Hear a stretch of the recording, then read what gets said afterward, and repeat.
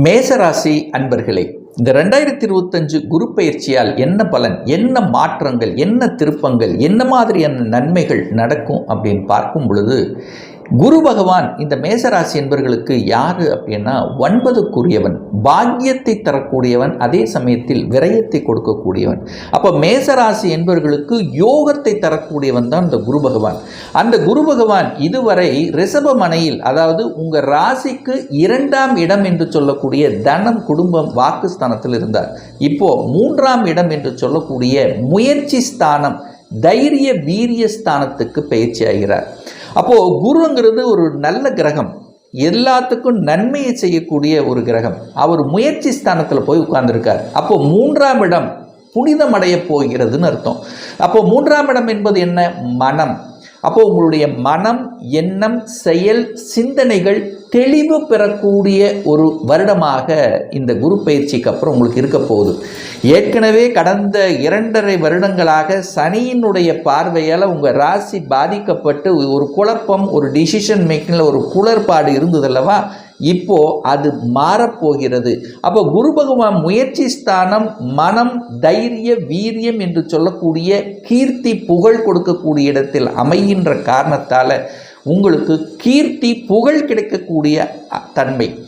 அப்போது கடந்த சில வருடங்களாகவே தான் நன்றாக உழைத்தேன், உழைப்புக்கு ஏற்ற எனக்கு ஒரு கீர்த்தி கிடைக்கல, புகழ் கிடைக்கல, என்னுடைய புகழ், நான் செய்தது, என்னுடைய அங்கீகாரம் மற்றவர்களுக்கு பயன்பட்டது, எனக்கு பயன்படலை என்று நினைத்து கொண்டிருக்கக்கூடிய மேசராசி என்பவர்கள் இப்போ கீர்த்தியும் புகழை தரக்கூடிய இந்த குரு பயிற்சியாக நிச்சயமாக அமையும்.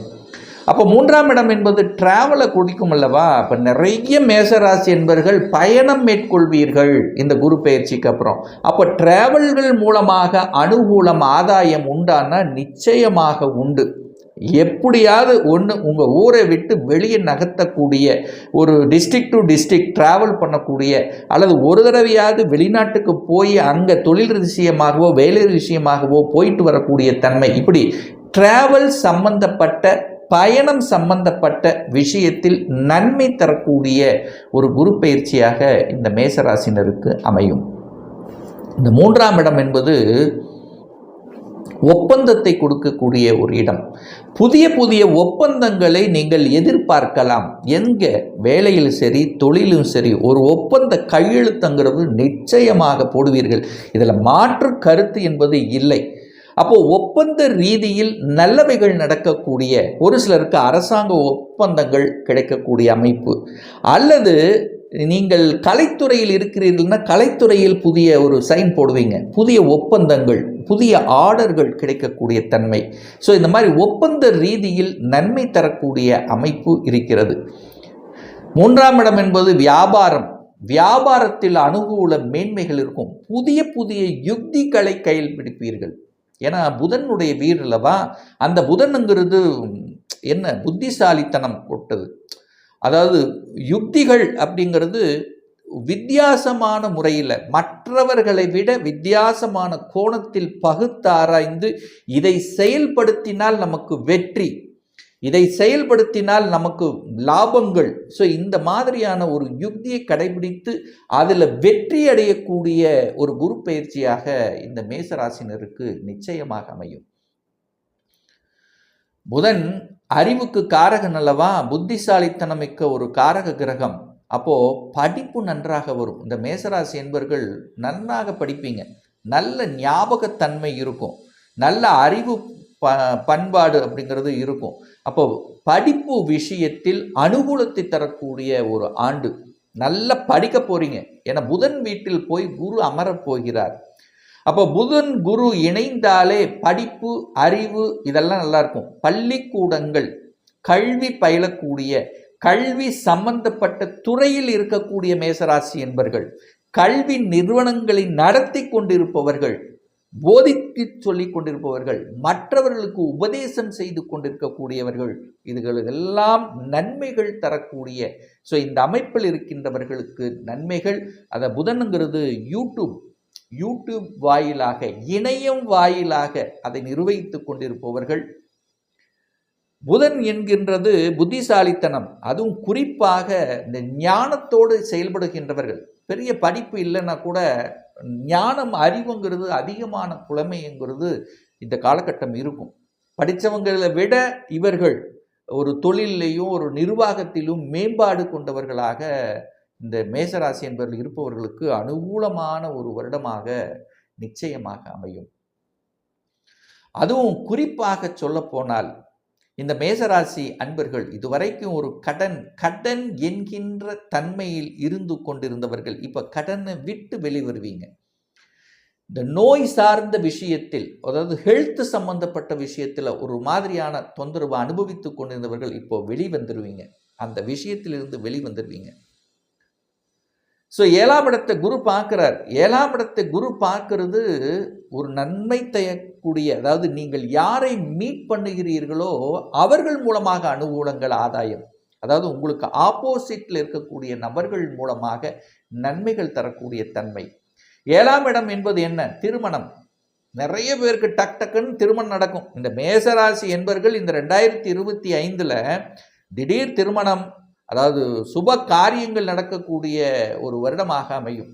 உங்களுக்கும் அல்லது உங்கள் குடும்ப உறுப்பினர்களுக்கு திருமண வாய்ப்புகள், வளைகாப்பு, சீமந்தம், ஸோ இந்த மாதிரி நல்ல நல்ல விஷயங்கள், சுப விஷயங்கள் செய்து அதை வெற்றிகரமாக முடிக்கக்கூடிய ஒரு வருடமாக அமையும்.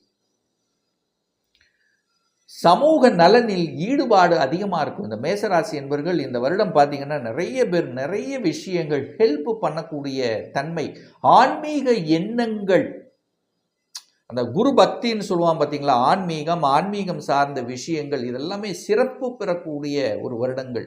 சேவைகள் செய்வதற்கு, சமூகத்தில் சேவைகள் செய்யக்கூடிய ஒரு வருடம், அதன் மூலமாக நட்பெயரை எடுக்கக்கூடிய ஒரு வருடமாக இந்த மேசராசினருக்கு நிச்சயமாக அமையும். அப்போ திருமணம், சுபகாரியங்கள், கூட்டாளிகள் சார்ந்த விஷயங்கள், கணவன் மனைவி, மனைவி கணவன், கணவன் மனைவி சார்ந்த விஷயத்தில் அனுகூலங்கள், அவங்க வேலைகளில் செட்டில் ஆகிறது. ஸோ இது எல்லாமே சுமூகமாக நடக்கக்கூடிய ஒரு குரு பயிற்சியாக அமையும். இதில் எந்த மாற்று கருத்தும் கிடையாது. அந்த குரு பகவான் தனது சப்தம பார்வையாக எங்க பார்க்கிறாருன்னா 9ஆம் இடத்தை பார்க்கிறார். 9ஆம் இடம் என்பது என்ன? 9 என்பது பாக்கியம், நல்ல நல்ல பாக்கியம் கிடைக்கக்கூடிய அமைப்பு. இந்த மேசராசி என்பவர்கள் கடந்த 2.5 வருடமாக ஒரு பாக்கியத்துக்காக ஏங்கிக் கொண்டு தவித்து கொண்டு அது எனக்கு கிடைக்கல, அது நடக்கல என்று இருக்கக்கூடியவர்களுக்கு இந்த வருடம் நிச்சயமாக நடக்கும். சார் என்ன சார் நடக்கும்? தொழிலில் அபிவிருத்தி நடக்கும், லாபங்கள் பெருகக்கூடிய தன்மை, தொழில் பாக்கியம் கிடைக்கும், வெளியூர், வெளிநாடு, வெளி மாநிலத்தின் மூலமாக தனவரவு நடக்கக்கூடிய தன்மை. 9ஆம் இடம் என்பது இறைவனுடைய அனுகிரகம் கிடைக்கும், குலதெய்வத்தினுடைய ஆசீர்வாதம் கிடைக்கக்கூடிய தன்மை, இஷ்ட தெய்வங்களை அனுசரித்து அந்த இதை கிடைக்கக்கூடிய தன்மை. 9ஆம் இடத்தை 9ஆம் அதிபதி பார்க்கும் பொழுது ஒரு அற்புதமான ஒரு நிகழ்வு அல்லவா? ஸோ இந்த நிகழ்வு 12 வருடங்களுக்கு ஒரு முறை தான் உங்களுக்கு கிடைக்க போகுது. ஸோ அந்த பாக்கியம் உங்களுக்கு இந்த மேசராசி என்பவர்களுக்கு நிச்சயமாக உண்டு. இந்த ரிசர்ச்சு, கண்டுபிடிப்பு சம்பந்தப்பட்ட, அதே சமயத்தில் ஒரு பிஹெச்டி படிக்கிறவங்க,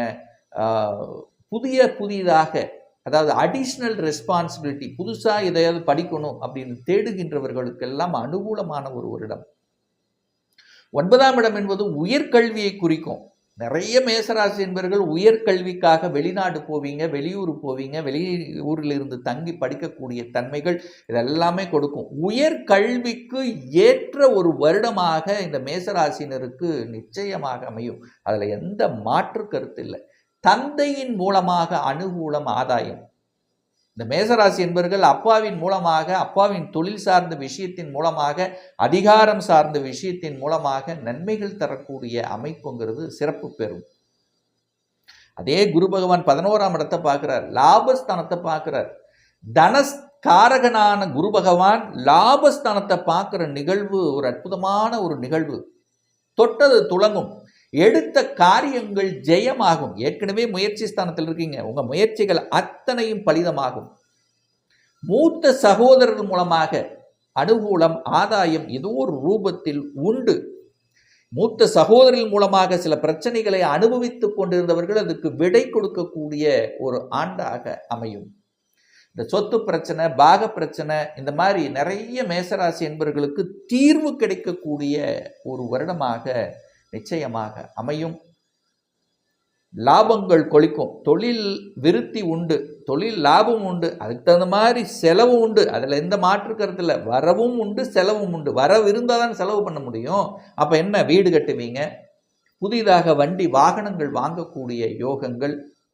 ஸோ இந்த மாதிரி வீடு வண்டி வாகனங்கள், அசையும் அசையா சொத்துக்கள் வாங்கக்கூடிய யோகம்ங்கிறது இந்த மேசராசி என்பவர்களுக்கு நிச்சயமாக உண்டு. ஆனால் எந்த விஷயத்தில் கொஞ்சம் கவனம் அப்படின்னா, குடும்பஸ்தானத்தை சனி பார்க்குறார். அப்போது தனம் கையாளுகின்ற விஷயத்தில் கவனம், கணவன் மனைவி சார்ந்த விஷயத்தில் கொஞ்சம் விட்டு கொடுத்து செல்லுவதும், உங்கள் குடும்ப விஷயத்தில் மற்றவர்களுடைய குறுக்கீடு வராமல் பார்த்து கொள்வதும் நல்லது என்பதை ஆழமாக மனதில் பதிய வைத்து கொள்ளுங்கள். அதே சமயத்தில் அந்த குரு பகவான் உங்களுக்கு விரையாதிபதியாக இருக்கின்ற காரணத்தால் சுப விரயங்கள் அல்லது முதலீடுகள் செய்வது உகந்தது என்பதை ஞாபகத்தில் வச்சுக்கோங்க. ஸோ ஆக மொத்தம் இந்த குரு பெயர்ச்சியால் இந்த மேசராசி என்பவர்கள் தன விருத்தி நிச்சயமாக உண்டு. அனைத்து விதமான சுப காரியங்கள், குழந்தைகள் மூலமாக நன்மைகள், நல்ல நல்ல பாக்கியத்தை கொடுக்கக்கூடிய ஒரு அற்புத வருடமாக அமையுங்கிறதுல எந்தவித மாற்று கருத்தும் கிடையாது. ஒரு பர்சனல் கன்சல்டேஷன் எடுத்துக்கணும், சுய ஜாதகம் பார்க்கணும் என்று விருப்பமுடைய அன்பர்கள் டிஸ்பிளே தெரியக்கூடிய நம்பருக்கு ஃபோன் கால் மூலியமாகவோ அல்லது வாட்ஸ்அப் மூலியமாகவோ நேரடியாகவோ ஆன்லைன் மூலியமாகவோ கன்சல்டேஷன் எடுத்துக்கலாம். நம்முடைய அலுவலகம் கோயம்புத்தூரில் அமைந்துள்ளது. அதாவது கோயம்புத்தூரிலிருந்து மேட்டுப்பாளையம் செல்லும் வழியில் வெள்ளக்கிணறு பிரிவு பக்கத்தில் அன்னபூர்ண ஹோட்டலுக்கு அருகில் அமைந்துள்ளது. பிரியர் அப்பாயின்மெண்ட் வாங்கிட்டு நேரடியாகவே கன்சல்டேஷன் எடுத்துக்கலாம். ஆன்லைன் மூலமாகவும் கன்சல்டேஷன் எடுத்துக்கலாம். உங்கள் வாட்ஸ்அப்பில் உங்கள் பெயர், தற்போது வசிக்கும் இடத்தை குறிப்பிட்டு கன்சல்டேஷன் எடுத்துக்கலாம். நிச்சயமாக இந்த பதிவு ஏதாவது ஒரு ரூபத்தில் உங்களுக்கு யூஸ்ஃபுல்லாக இருக்குங்கிறதுல எந்தவித மாற்று கருத்தும் கிடையாது.